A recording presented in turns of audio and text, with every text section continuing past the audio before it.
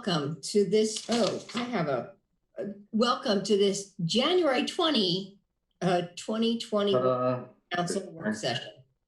Thank you for joining us in this remote meeting format. We're using response to Governor Brown's Stay Home, Save Lives order. Oh, I'm looking at the wrong script. That's my problem.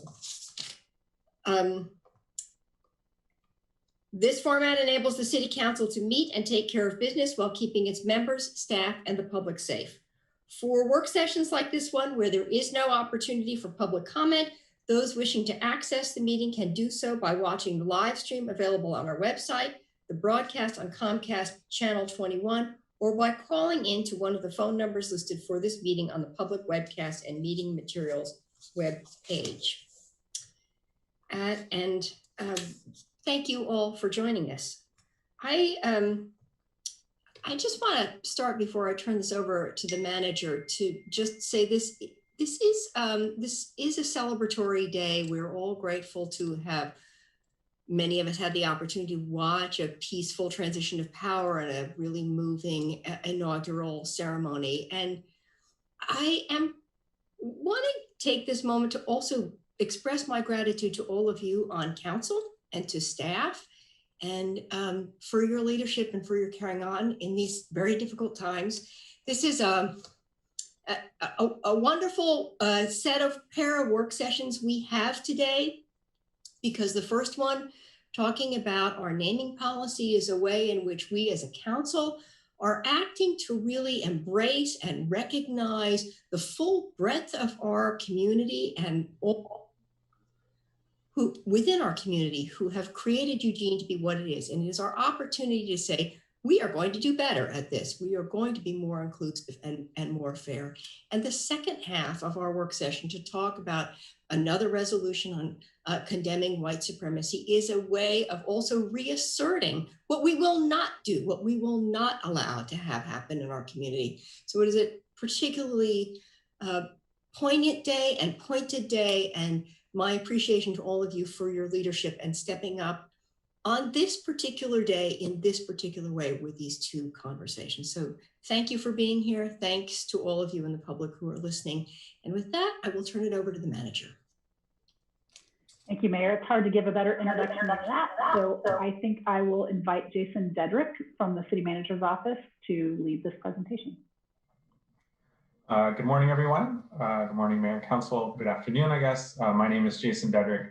I am a policy analyst in the City Manager's Office, and I'm here today to give you an overview of the naming policy and basically set up your discussion. So I'm going to go ahead and share my screen right now. I've got some slides that we will run through.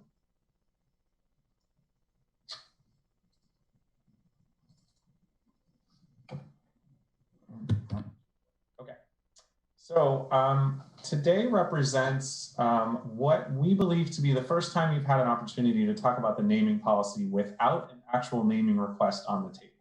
And so over the years, as you've taken various actions related to naming, you've surfaced some things that you'd like to talk about, but you often don't have the time to do it because you have to make the decision on what's on the table. So today is really about carving out that opportunity for you to have that discussion about the naming policy in general, without talking about specific names necessarily. So I'm going to walk you through the policy in general, just give you a sort of a review of what the policy is and how it works. I will also talk through some of the recent naming actions that you've taken, and then talk a little bit about some other related policy or commission work, and then really just sort of get out of the way so that you can have your discussion about the policy in general. So overviewing the policy, just a little bit of kind of history on the naming policy, because it's helpful as you sort of go through it to understand how was this really put together. So the original policy was developed in 2010. However, it was designed as an umbrella policy to exist over some existing naming policies that we already had as a city. So if you're ever sort of reading it wondering why is it structured this way, that's the reason it is. The umbrella was really helped or designed to fill in the gaps between existing naming policies. So at that time in 2010, we already had a parklands and features naming policy. We had an existing library named gift opportunity. And then we also had our city code as well as guidance from LCOG that guided street naming. And so really then what the naming policy was designed to do was to link together all of those and to set some criteria for things that weren't addressed by those specific sub-policies. And in general, what our naming policy says is that those existing policy structures are in place unless there are other conditions present, such as maybe the size and scope of a facility, the level of public interest, or some kind of significant historical event. So saying that those existing sub-policies are in place unless the umbrella is warranted in those conditions. So that's a sort of brief overview of how it's structured. In looking at the individual, I'm going to walk you through naming opportunities in a couple different ways. One is sort of by area of the city. So again, in our library, we have a named gift committee that has naming opportunities in the city. They're tied to donation amounts. And so that committee considers naming opportunities in the library. As I mentioned, we have the naming policy for parklands and features. And that has a lot of individual components within it. However, it really leans heavily on geography, history, maybe geology as guiding lights for how naming is done. And in part, that's because our community members really identify with sort of the geography of a park. And sometimes it's easier to find it if the park is somehow tied to something in that area. And it could be a person too, not just geography. And then those naming, that policy also utilizes donors, individuals, and groups, has provisions around those as it relates to naming. I want to highlight the donor part of this because our park system plan is predicated on the notion that fundraising is necessary in order to fully build out that plan. And so donation opportunities and possible naming opportunities associated with donations are an important part of sort of the financial planning for our park system out into the future. Streets, as I mentioned, are guided by some LCOG guidelines that were set up for multiple jurisdictions in our community, and our city code also speaks to street naming. And then sort of everything else, including other major facilities, that's really sort of the only major category is within the purview of city council and that umbrella policy. And so looking at these naming opportunities in a slightly different way, think about these as there are a host of names that are handled by administrative action at the staff level. And those include streets, park sub-areas and features, so maybe a play structure or a water fountain, library amenities, public meeting rooms, and subsections of city facilities. All of those are able to be named by administrative action. However, in all those cases, there is the ability to bump it up to city council. Again, if it's of important community significance, if there might be some controversy, there's always the option to bump these up to the council level. And then when we look at naming opportunities that specifically call out city council action, renaming of streets, so any street that's going to be renamed has to go through planning commission and then to city council. Any park property needs to ultimately be named by council action. That's either council resolution or park name can be adopted as part of a system plan, let's say, or some other plan that's adopted that also formally adopts the park name. I'll take this moment to mention that we have common names for parks and we have legal names, and sometimes a park may be known by something that's only a common name because it hasn't gone through that sort of council approval process in one way or another. So important to know that that distinction is out there. Large park facilities such as community centers and pools, those are specifically called out as council action.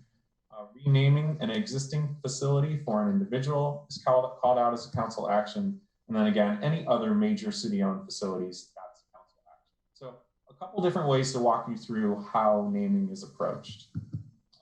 When we think about, again, looking at those general provisions for all naming opportunities, this is again laid out in sort of the umbrella policy and is meant to be what are the things that we care about as a city that are going to guide how we do naming. And again, that's really trying to look towards geographic, natural, historic features, looking if we're going to name after an individual, that it be someone whose achievements represent a lasting legacy in the community, and that in general, it's our policy not to rename unless that individual no longer represents a lasting legacy to our community. And so then there are also some very specific provisions for those city facilities that aren't covered by another policy, again, subject to council action. So There's specific criteria for how to do naming. If you're going to do it after an individual, and certain criteria that need to be met. There's a process laid out for naming new facilities, a process laid out for how to name existing facilities, and then specifically calling out that all major facility naming will have public comment, and that an existing committee can be used for that process of naming a facility, or the mayor can appoint an ad hoc committee to assist with that process. There are a couple other smaller provisions in the naming policy for how we address proposals from other jurisdictions. So if someone else wants to lobby us on naming of something within our jurisdiction, or if the city wants to propose a name to another jurisdiction. So those are sort of the final couple pieces of our naming policy. So some of your recent activity as a council around naming. Back in 2019, we created 3 new streets associated with the new riverfront development. And so there was a large public engagement process around developing names for those 3 streets. Washington Jefferson Park, there was a naming proposal that came forward in 2019. There was a public hearing, but no action taken on that. In 2018, at your last sort of big work session on the naming policy, was where you created the names for Andre Ortiz Park and also Dr. Edwin Coleman Jr. Community Center. And then back in 2017, you took action on the naming of Kesey Square. And then also at that work session in 2018, you made a couple of amendments to the original 2010 policy. These are the only 2 amendments that have been made, and those were to streamline the waiting period. If we're going to name after an individual that is deceased, that individual had been deceased for 1 year. There was some inconsistencies in the policy between 1 and 2 years, so you streamlined to 1 year, and also tightening up the language around renaming after an individual. So during those work sessions, you would often comment on things that maybe you were a little vexed about related to the naming policy, or wanted to have more discussion about, or had ideas around. And so we pulled up, just as a prompt for you, some of the things you have mentioned in those conversations, just as sort of a prompt for your conversation today. So there's been some discussion at the council table about a more robust vetting process for naming requests. So for example, a group or community member or a group may come forward with a request to name a certain facility or rename with a name already in mind, and that often the process is sort of binary, yay or nay on that name. And the concept that has been brought up is, well, what about other names that maybe should be considered as part of that process? You've also talked about, are there ways in which the renaming policy can be more robust than how it is now? You've talked about how to have a more inclusive engagement process when naming opportunities come up. You've talked about how to look at our naming policy with an equity lens. The world and how we think about equity and access is very different in 2010 versus now in 2021. So I think your conversations have sort of highlighted, does the naming policy address equity in the ways that it should? Just general questions from counselors in the past, is the policy working the way it should, or the way it was intended? And then finally, how to balance bringing clarity and specificity to a policy, but also still retaining subjectivity in a policy. So you've had some discussion about that as well. There's a little bit of related work going on right now. So in 2019, you as a council passed Resolution 5274 around white nationalism. The Human Rights Commission picked up that resolution and proposed a work plan item that they've incorporated into their work plan for this year, which is to conduct some research and engage the community around place names and monuments in the city that might glorify white supremacy, prepare a report back to you with recommendations on place names that might need to be considered for renaming. So that work will be going on this year. I don't think it's been initiated yet, but that will be happening this year. So you can expect a report back from the Human Rights Commission on possible renamings based on looking at white supremacy. So that is it for my presentation.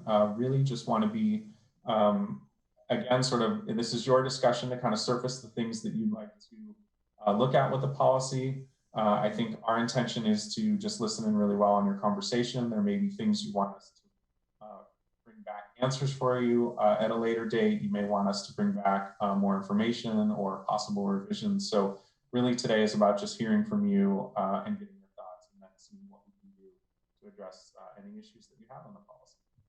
And with that, I'll turn it back over to the mayor. Thank you so much, Jason. That was I have an echo. Are other people hearing my echo? Oh, maybe it's better.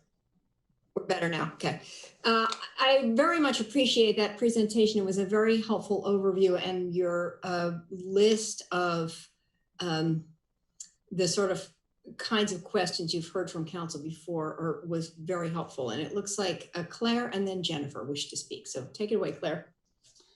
Thank you, Mayor. Thanks, Jason, for that overview.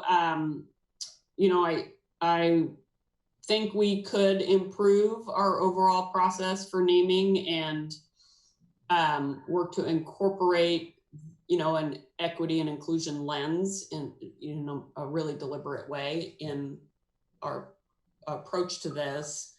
Do we have you looked in, or could you look into how other cities handle that?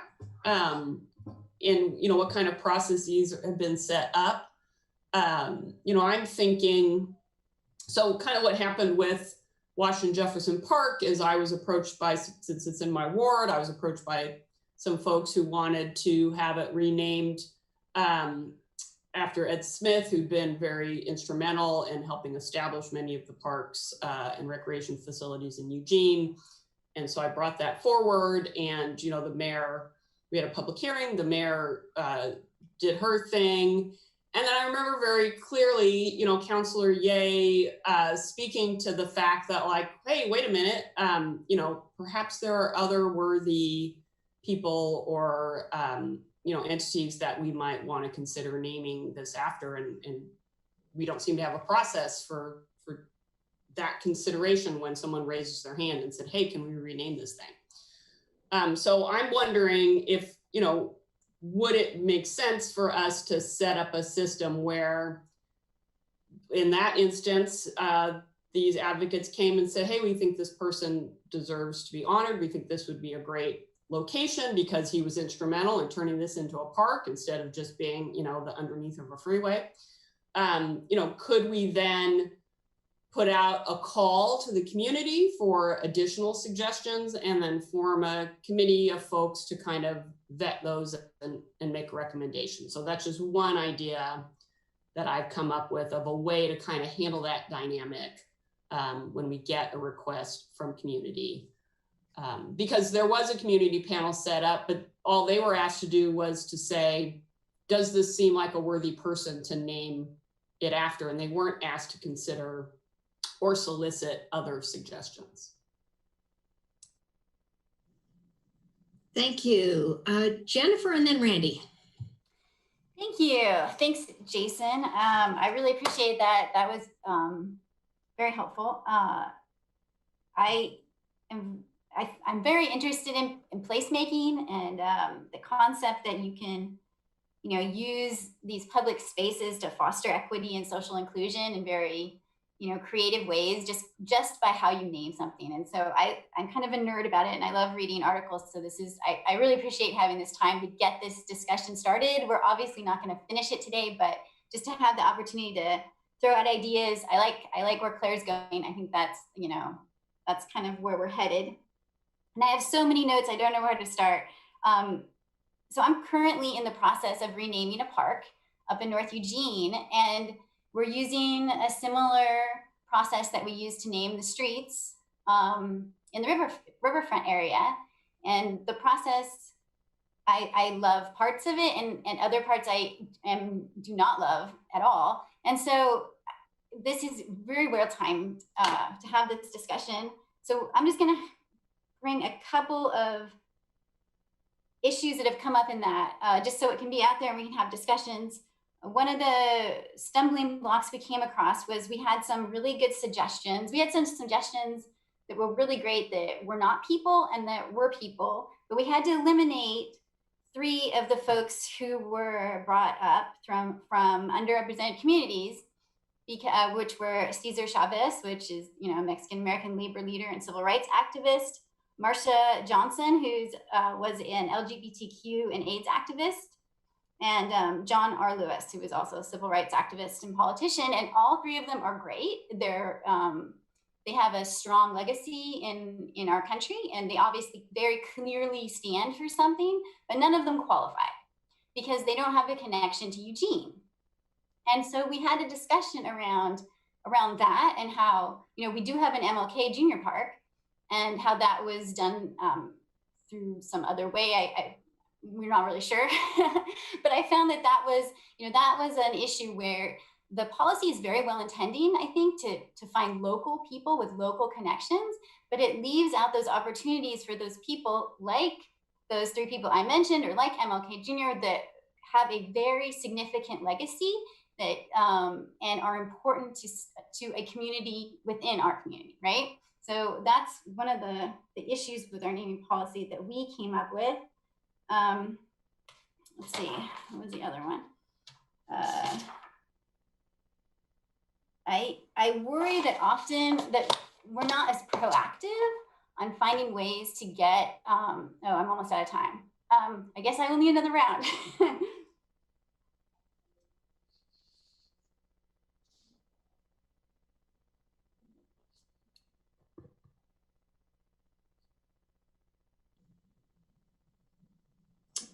Randy, and then Matt. Thank you, Mayor. Thank you, Jason, for the presentation.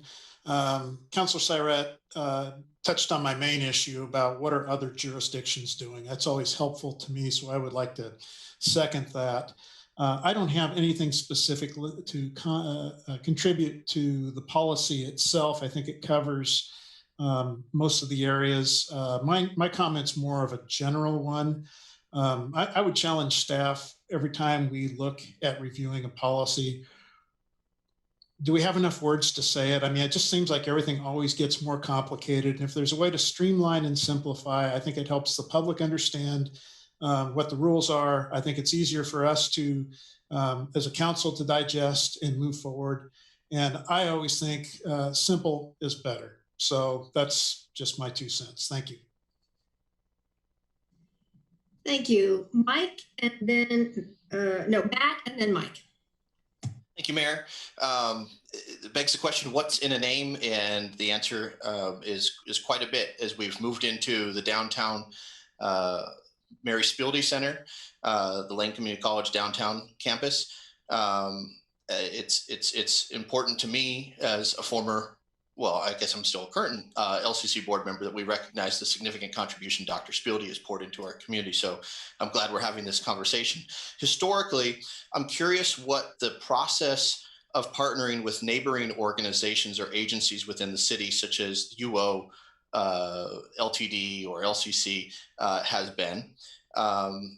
And I recognize that the streamlining of posthumous name recognition from 2 years to 1 year is appropriate. I appreciate that. But what's the process by which council would designate a bridge, a walkway, or park, et cetera, to a long-standing local living individual?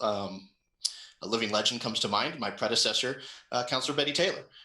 It would be exceptional and noteworthy, I think, to designate a park, or I wonder what even the fiscal impact of renaming High Street after Councilor Taylor would be.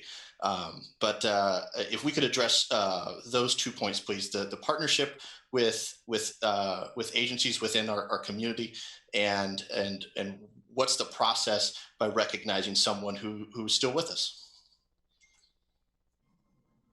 I'll speak briefly to one. Sarah, you may have a little more history on this. I'm not aware of the times at which we may have partnered with other entities. Certainly, I think if naming opportunities are occurring that are solely inside the city system, you know, parks or libraries, we're typically not reaching out to partner entities. I'm sure when we have, none are coming to mind for me, although I'm sure there are some where there's shared jurisdiction or interest with the university or LTD. So Sarah, you may be able to speak to that one. I'm not sure if you have anything to add on that.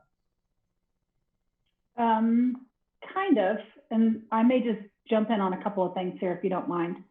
So I think one of the things that didn't get mentioned in the presentation, but this will serve as an update for later too, is that The other work that's been happening around naming has been led by cultural services and has had to do, we talked about it during your community engagement work around the felt hat group. And one of the goals of that work was to create kind of a cultural map of the city, because what we were finding were what you're seeing too is that case by case, these naming opportunities are coming up, and we're engaging with community and neighborhoods to determine what a name is, when it might be more effective to really understand what is our cultural heritage in these different areas. So we kind of have a story we're trying to tell across the community potentially as one lens. And so I think we have worked, I think what happened with that work is we really targeted it down to the riverfront and town square, because that's where the projects were happening most recently. And that's the work that the Felt Hat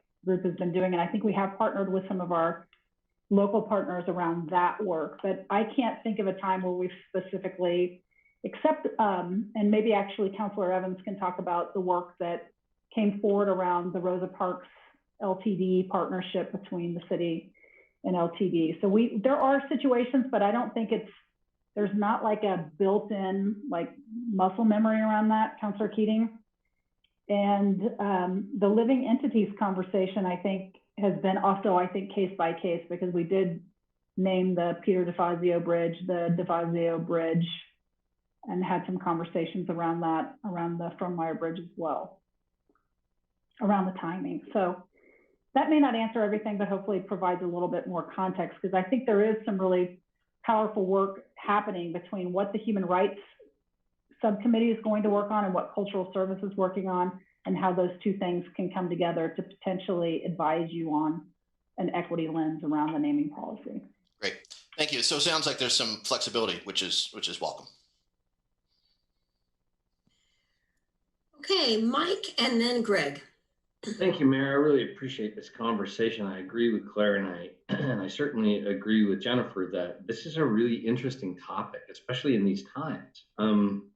A lot of the energy around naming has a backward look to it, a historical looking back in time on all sides here. And for me, I think it's really important that we focus on a forward look towards in our naming policy. Not so much who were we as who do we want to be, but I think the recognition of who were we in all forms leads to some answers to who do we want to be. And so I think it's a really interesting discussion. I'd love to hear from Jason a little bit more about the definitional pieces of geographic considerations. Is that like, Skinner Butte, or I mean, is it rocks and dirt and river? What do you mean by geographical consideration? The way that our umbrella policy, as well as the parks policy, the intention behind this is, a little more sort of around like, Spencer's Butte or Skinner's Butte, that if there are geographic features in the community that community members already identify with, like a stream or a wetland, and they already know an area based on that feature, that oftentimes naming then can be a way to connect that formally. Cool. I wouldn't call it cultural differences, but I would say there are differences of flavor, I guess. I don't know what to call it, in our community in different areas, and I hope that's taken into consideration too in this stuff and in what we do in the future. I remarked to a friend of mine about, 6-8 years ago. There's a friend of mine who lives in South Eugene, and all the streets, he lives on Moonshadow is the name of his street, and all of the streets around there are like Suncatcher and Sun Blossom. And in my neighborhood, and the streets around my home are Musket and Flintlock. And I thought that the regional differences inside of our community were kind of different, and that if suddenly we switched a bunch of street names north to south in that way, I think it might make an awful lot of people unhappy. So I hope that's taken into account too, that kind of regional flavor within our community, and comfort, I guess, for lack of a better way to describe it. But I hope most of all that we will honor our commitments. when we sell things to raise money for the library, I hope we honor those naming rights. As much as I hate it when he did it, John Musamichi, when he insisted that the 600 and some acres be the Susan Arley Park, we took the dirt and made the deal. And I hope we honor that stuff, not because of fidelity to those people, but because we made an agreement to accept that land. So thank you. Thank you, Greg, and then Alan. Thanks, Mayor. Well, let me just kind of reel this back a little bit in history. The LTD city collaboration happened because of efforts on the part of the Human Rights Commission to honor Rosa Parks. Now, Rosa Parks and Martin Luther King had no direct connection to the city of Eugene. However, it's the totality of their contributions that have changed the landscape for this country permanently, I hope, that they were to be honored for it. Now, the first one, which was the renaming of the street, Centennial Boulevard after MLK, was highly controversial, landed us on the Discovery Channel on an endless loop. Thank God it's gone. About how that process was not handled, I don't think in the best and most appropriate way. So there was some opposition there, and from council, and it finally kind of got pushed through with Mayor Tory at that time. The second one went a little smoother because that was the year. It was the first year I got on the LTD board, and Andy Vabora dropped that in my lap and said, "Here, do something with this." Yeah, when we did something, we raised the money, we got the funds in place. And so because it was on LTD property, it was downtown, the plaza was named after Rosa Parks, and we had the statue developed, made up, and it was a great deal, and we had a great turnout for the dedication, and that was back on January 19th of 2009, the day before Barack Obama was sworn in as president. So it was kind of, there's some serendipity there. But I don't, I think our process has been broken for a long time. And it's about time that we got things lined up, and we had a process that everybody knows what the rules are, and has a way of promoting or forwarding a name or names of people or groups to be named after any facility in the city of Eugene. Thank you, Alan, and then Jennifer wants a second round. Thanks, Mayor. I actually live on Orchard Street, and it was named Orchard Street because it was this whole area where I live used to be an orchard, and it was the road that went down to the guy who owned the orchard's house, so it became Orchard Street. Eventually became part of the city of Fairmount, which was peacefully annexed into the city of Eugene, I think in 1908. That was my history lesson for the day.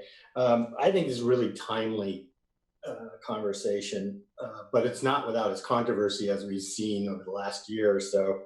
I had a question about the HRC process, in particular, the criteria by which they're going to do that assessment. How far along is that?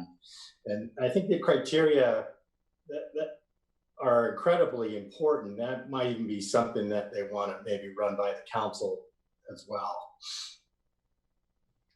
I do not have any information on that. I believe it's because they are not very far along in that process. So I think that leaves probably some room for a comment such as yours about how you as council can be involved in that process. So we can certainly pass that along. Yeah, to get buy-in on the criteria, I think is a critically important part of that process. I agree with the comments that Claire and Jennifer made in general. And I generally agree with comments that Randy made about simple is better. But have you seen our code? It's like this thick. So maybe you get down to 7 or 8 pages, Randy, and you'd be a hero. Then we name something after you.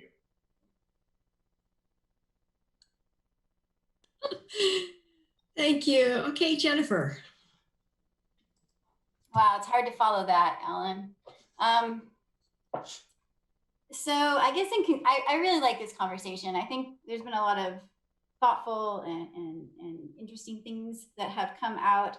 You know, there's a few things I'd like to see when this comes back. I would like to see comments from the HRC about ways that they think that we could improve this process. I'd like to see comments from our human rights staff about how we might do this better.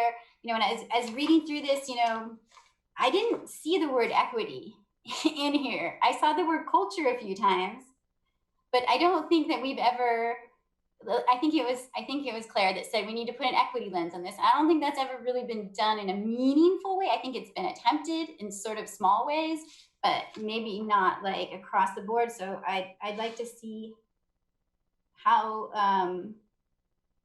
those groups think that we could bring that back. I'd like to see a system that is more proactive. I think that's how we got to the renaming. You know, you know, Coleman and Ortiz started well before I was on council, but my impression of that process is it was more proactive. Like, these communities don't have things that are reflective of what's important to them or who's important to them. It doesn't have to be a person, but of something that is of value. And so they looked for those opportunities and they found two, and we took that opportunity. But if we can be more proactive and not just as reactive as it seems our process is right now, it's just someone throws something out and then we're like, okay, is this a good idea or isn't it? And then some communities just always get left out of the loop, and they may not necessarily see where they can plug in. So being more proactive, I think, on that would be good. And in that, when we're creating that equity lens in there needs to be a way for underrepresented groups, people of color, to plug in a meaningful way. You know, in the Stryker field, we tried to do outreach, but at the end of the day, we had, you know, a little less than 200 people who voted. The vast majority of them were white. So and that's how our community is, and that's fine, but we need to find that way to have those other communities have a more meaningful place at the table. Otherwise, we're just gonna keep naming everything the same way, and we're not gonna make as much progress. So I'd like to see how that, and then in my last 20 seconds, the reporting back on the renaming that we have in the resolution, the HRC is actually kind of doing the opposite of what we asked. They're looking for things that we want to get rid of.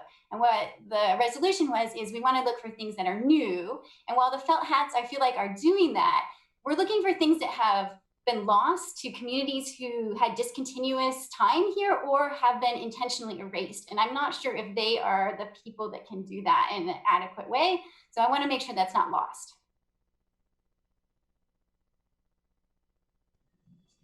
Thank you all for this conversation. I just wanted to kind of add a thought on this, which is, in addition to that, the felt hat and that research into history, the thought about, we do this sort of location by location, sort of one at a time, and whether there's a capacity as we do that historical research and we create a more consistent and predictable process, whether there's a way of sort of including in that that community outreach that sort of becomes kind of our digest of possibilities, right? Some of the issues or names that have risen to the fore as we do those conversations, as we reach out, that maybe this is a way of sort of integrating with the HRNI team when they're working with a particular group. This is another thing that they sort of add to a common agenda. a kind of a naming idea that maybe there's a way in which we build a more sort of all-inclusive system. So there's some place to go to begin with, right? We have a couple of new naming opportunities. We've heard from a number of groups. These are some possibilities. Then we sort of go back and explore that, as opposed to each time trying to do the new research or try to invent. So just thinking about a way in which it becomes a little more integrated into the other work we do when we reach out to communities about what are the values. I mean, I haven't taken the belonging training, but it feels to me like this is part of a sense of belonging, if whether things have place names that are meaningful to you. And it's a great conversation. So thank you all. And Jason, thank you for your report to us on this. And I'm looking at the manager thinking that everybody has enough information to take the next steps. Yeah, I mean, I think that the bringing together the work of cultural services and the HR&I staff and the CMO in terms of how we sort of move this forward, I think there's some opportunities there. So I think we'll get on that and do some of the work and follow up with you and keep you up to date on what we're doing. Okay. Simplify. If we can do all that and simplify it, that will be the best work of the year. Right. All right. Thank you all very much for that conversation. And so now we're ready to go on to our second item of business. And this is the consideration of a resolution condemning white nationalism and seditious activities and extremist groups. And I am actually going to turn this over to Claire to lead the way, as she has been crafting a draft resolution for your discussion. Thank you, Mayor. I don't have a lot of prepared remarks to get us started, but I will just say that in the wake of the activities that happened on January 6th and in anticipation of, thankfully, what has not come to pass, of more violence today on our inauguration day, members of this council, specifically Councilor Ye and Councilor Zelinka and I, put forward the idea that we would like to basically update but create a new resolution affirming this council's condemnation of white nationalism, seditious activities, and extremist groups. And so we sent out yesterday our final draft of this resolution. And I'm not going to try to read through it all, but it's based on a resolution that we passed in 2019. So much of it is the same as that, but we did add some details. We made more of a specific acknowledgement that the city exists on the occupied land of the Kalapuya, and that the original peoples of this land were subjected to the Indian Removal Act of 1830, which forcibly removed people from their lands, as well as, leading to relocation and attempted genocide. And then we made references to, in section I, specifically what happened at the nation's capital, but also our state's capital, around members of white supremacy groups, bearing symbols of hatred and intimidation, including nooses, signs, and clothing that valorized Nazi war crimes, and waving the Confederate flag, that they were armed with many types of weapons and used these weapons against law enforcement officers, including beating a Capitol police officer with poles on which they had mounted American flags. And that they did engage in these acts with the intention of interfering with the legitimate functioning of our government. And that is sedition. And we acknowledge that 5 people died as a result of those actions. So we also reaffirm that these activities inflict trauma on people of color, Muslims, Jewish people, the LGBTQ community, and other marginalized groups. And so I hope that we can have a unanimous vote in support of this resolution. And I will defer to the council president to make the motion to put it on the table. Thank you. And I see Alan has his hand raised, and then Mike. Thank you, Mayor. First, I wanted to offer my congratulations to President Biden and Vice President Kamala Harris, and for our new leadership in the country, and also to Amanda Gorman, our first National Youth Poet Laureate, who actually stole the show. She's quite amazing. If you haven't seen that yet, you should see it. The reason I suggested last council meeting to update this resolution was because I was so horrified by the events of January 6th, where the actions of political extremists and white supremacists and domestic terrorists in their attempted coup to bring down our democracy concerned me and scared me. Fortunately, that didn't happen, and our democracy is safe. President Biden today said, and I wrote down this quote because he said, "There is a rise of political extremism, white supremacy, domestic terrorism that we must confront and we will defeat. To overcome these challenges, to restore the soul and secure the future of America requires so much more than words. It requires the elusive of all things in a democracy, unity." And I think it behooves us locally and nationally that we need to take a stand and take a stand against this evil and this type of hatred.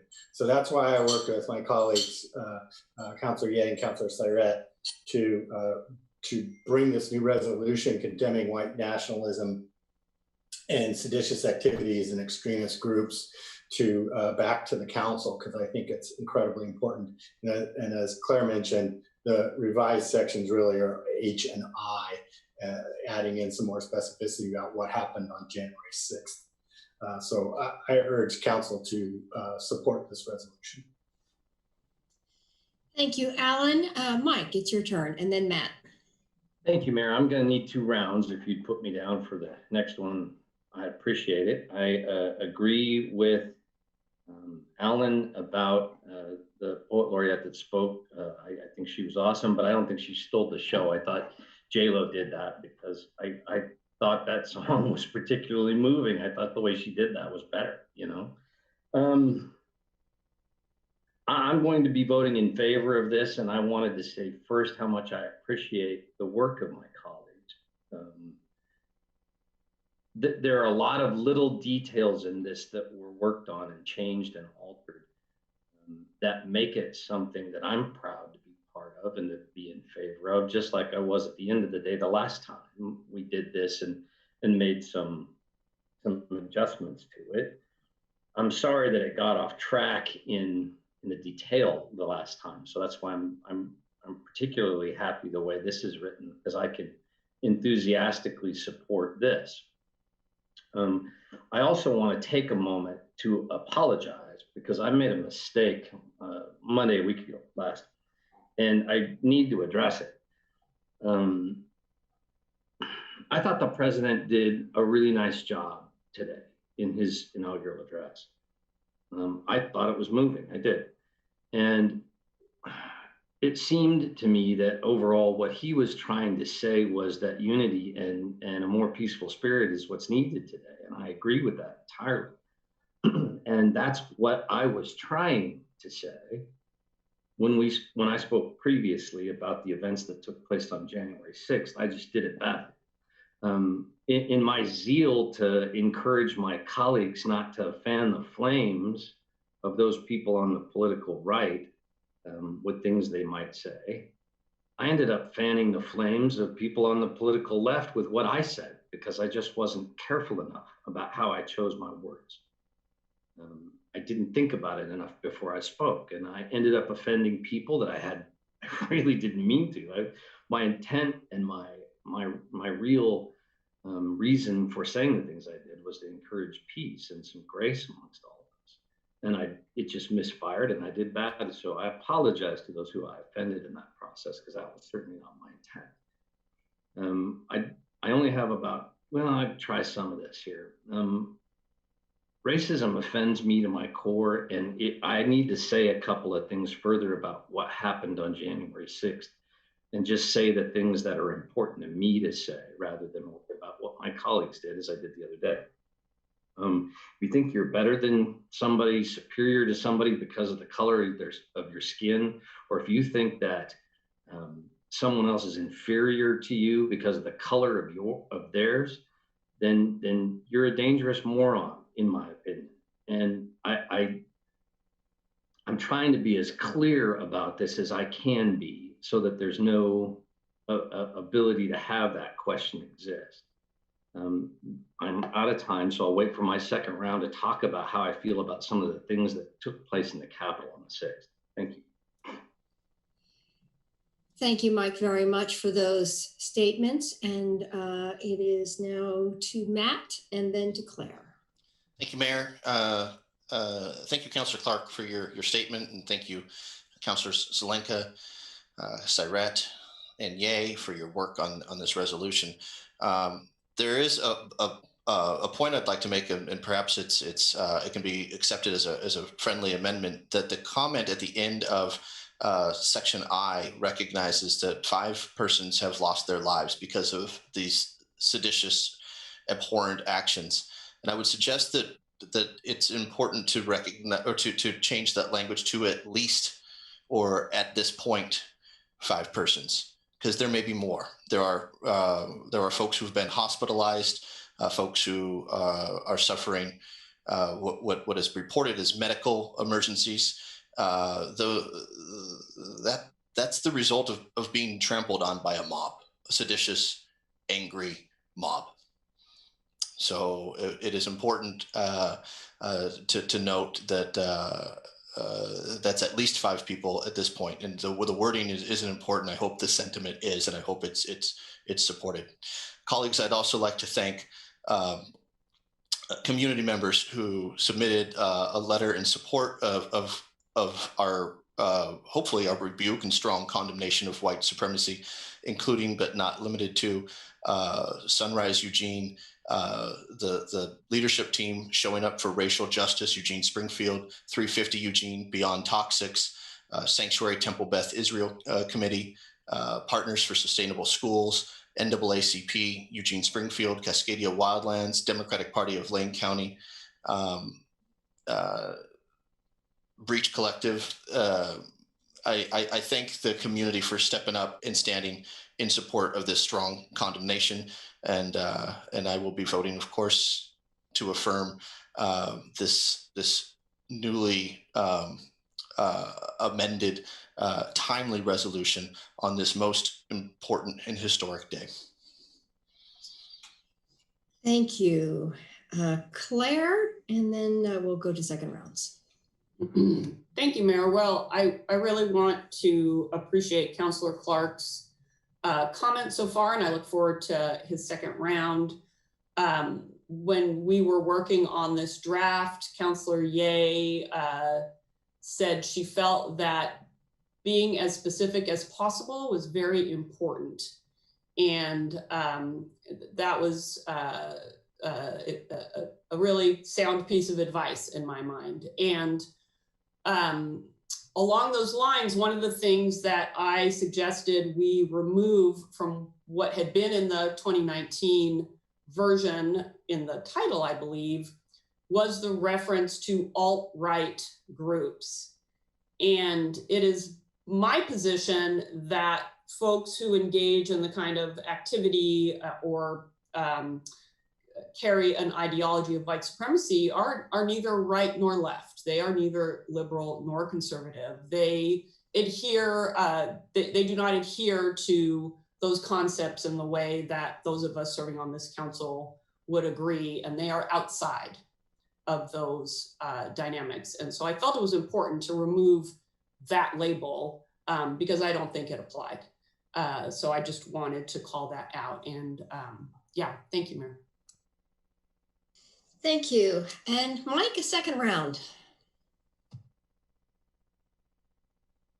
Thank you, Mayor. And Claire, thank you for that. I noticed that too. That's part of what I meant, that this was made in a way that really called the specifics of people's actions and the ideas and the very specific definitions made it all very clear to me what we were talking about. And I found all of the things that were specifically outlined in here, you know, awful things that are easy to say. I'm happy to fight against them with all of you. A couple of the other things, though, and I guess I'm speaking more to people in our community who are conservative people like me, who feel more like I do about some of this stuff. I know a lot of people who, for example, call themselves patriots, who don't like the outcome of the election. And I want to start drawing some distinctions that I think are important for conservative people to be able to make and not conflicate, like Claire was wise enough to kind of pull apart there with what she was saying. Patriotism to me is fidelity to the Constitution and to the idea of that form of government is the best form here. I agree with that, and I find that a Confederate flag, for example, fights against all of that. That's why I called the Confederate battle flag the treason flag. They rebelled against the American form of government. And I'm sorry, but you can't call yourself a patriot and carry a Confederate flag inside our Capitol building. I don't know anybody I would agree that can call themselves a patriot and do that. That was ugly and offensive to me in a gigantic way. And I just needed to call out that what those people did inside that building was anti-American. You can't call yourself a patriot and be in favor of what you saw. You can be outraged at what you may think about the election outcome, but Joe Biden is our president now because in America, we elect presidents by the Electoral College. The votes in the states can be what they are, but the beauty of the Electoral College is it ends the election time frame. And the people who are electors are sent there by the states, which makes our president every bit as legitimate as any other. I have questions about the way the election was done, but those were put to rest by Trump's not proving that there was anything of fraud in the courts. And those electors voted properly, and Joe Biden is a legitimate president. I want to say that to them. I also would like a third round to say one other thing, Mayor, if I could. Okay, thank you. Alan. Yeah, I wanted to acknowledge Councillor Clark for his clarity and his comments. Thank you for doing that, Mike. I think that was well done and appreciate it. But I do have to disagree with you about J-Lo. While awesome, it didn't have that wow factor that Amanda Gorman poem, A Hill to Climb. You know, it was so uplifting and so inspiring. And coming from such a young person, it was so impressive, and it really does give me hope for the future. And that's why I really called that out, because I thought, boy, if that's the future generation that we can rely on to lead us, we're in good hands.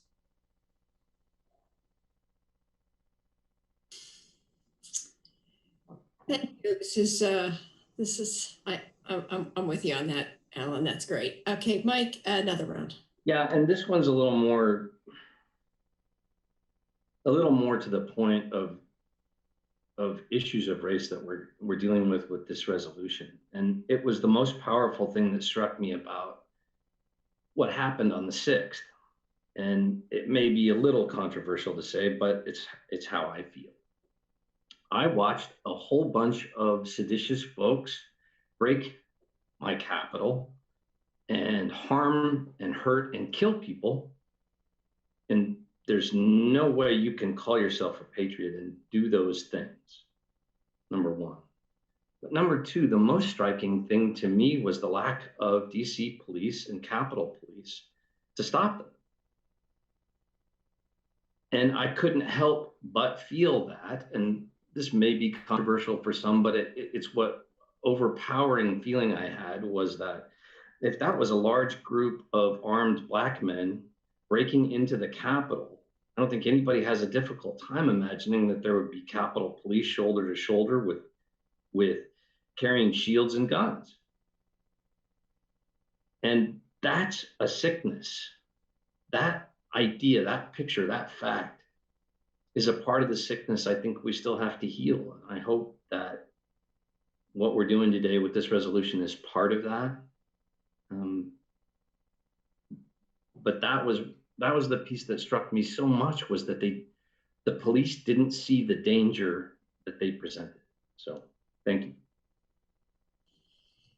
Thank you, Mike, for all of your comments. And I saw a lot of heads nodding as you made those final comments. I think we are all very much attuned and cautioned by what we saw as a failure to recognize white protesters as a danger where Black protesters would have been seen as a danger. And it makes it glaringly clear to everyone the inequity and the perception there. And that is part of the work ahead of us.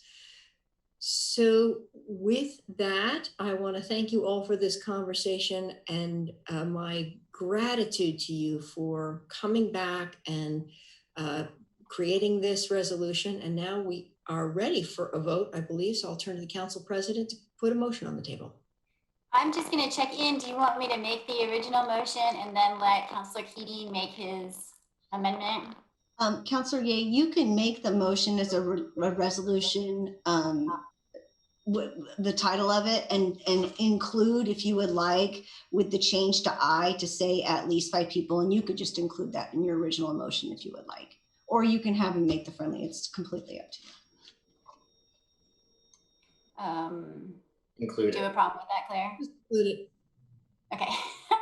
All right, so I will attempt to do that, and Catherine can let me know if I do a bad job. All right, so I move to adopt a resolution condemning white nationalism and seditious activities and extremist groups, with the addition in I to add at least 5. Is that good? Mm-hmm. I second. All in favor, please raise your hands. 1, 2, 3, 4, 5, 6, 7, 8. That passes 8-0. Thank you all very much. I am proud to serve with you. Thank you for your leadership. Thank you for this conversation and this good work. And with that, we are adjourned.